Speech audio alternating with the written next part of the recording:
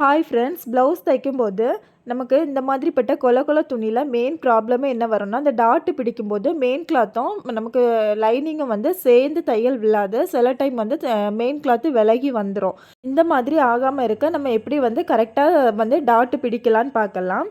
இதில் வந்து நான் இப்போ ஒரு சைடு ப்ளவுஸில் உள்ள ஃப்ரண்ட் பீஸில் வந்து டாட்டு பிடிச்சு காமிச்சிருக்கேன் பாருங்கள். ஃப்ரண்ட் சைடு பார்க்கும்போது எனக்கு இவ்வளோ தான் தெரியுது டாட்டு. அதே இது நான் பேக் சைடு காமிக்கிறேன் பாருங்கள், நான் எவ்வளோ லென்த்துக்கு பிடிச்சிருக்கேன்னு.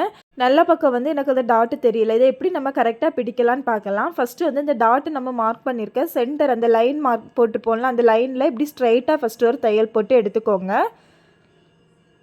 இந்த மாதிரி எல்லா டாட்டிலையுமே நம்ம போட்டுக்கலாம். அந்த சென்டர் லைனில் போட்டுக்கோங்க.